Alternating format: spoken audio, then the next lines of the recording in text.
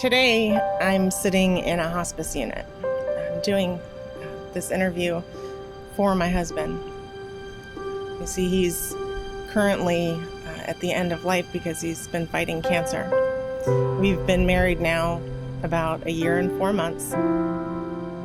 When I met him, I fell completely in love with him, and he asked me to marry him. I couldn't say yes fast enough, but at that time, he had been in remission for colon cancer for 2 years.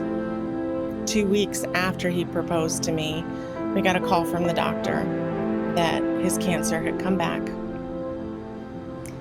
And when that happened, he said to me, "Go ahead and go, take off, because it will be less painful for you." And I told him there's no way that's going to happen, because I made a commitment to him. I took that commitment very seriously. As far as I was concerned, when I said yes, I meant my wedding vows at that moment.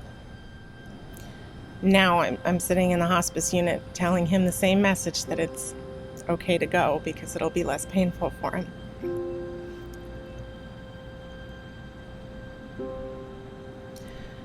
Brian has spent many years talking to other people about fighting cancer. And his favorite saying is, "It's not your plan, it's God's plan." And that's what we've come to accept, is what God is giving us, these struggles. He's strengthening us. Struggles are just as much of a blessing as everything else in your life.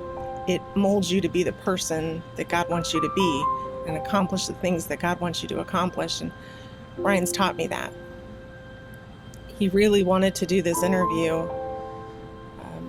Last night, the last coherent words he said to me was that this interview needed to be done. He wanted to share his story again.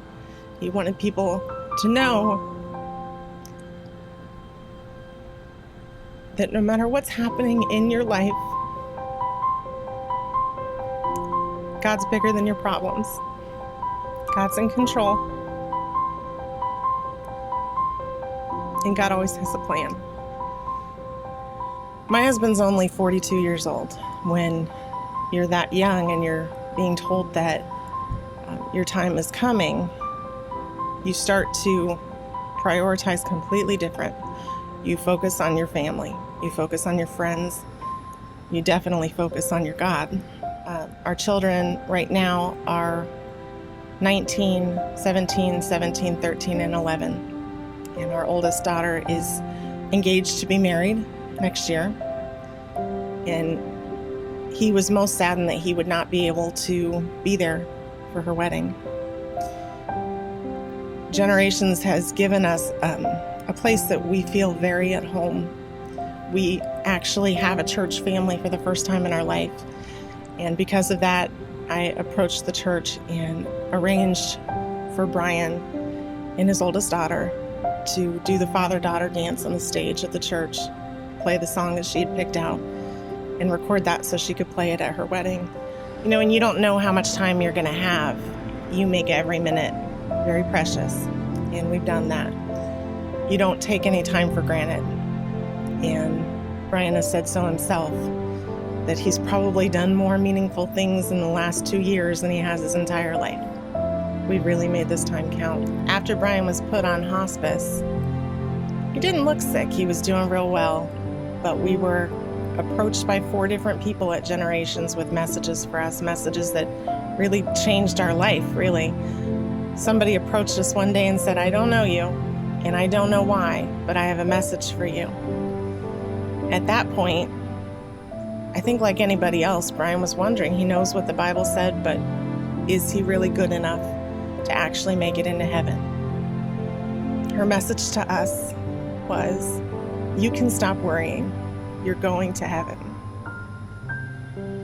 A couple weeks later, another woman approached us and said, "God says it's time to stop crying tears of sorrow. It's time to start crying tears of joy." These messages got us through a lot of rough days. Generations has changed our whole life. We've come to realize that our story is a part of God's story. Brian's prayer has been to God, give me the words and I'll speak them. Give me the opportunity and I'll share. that's why we're here today.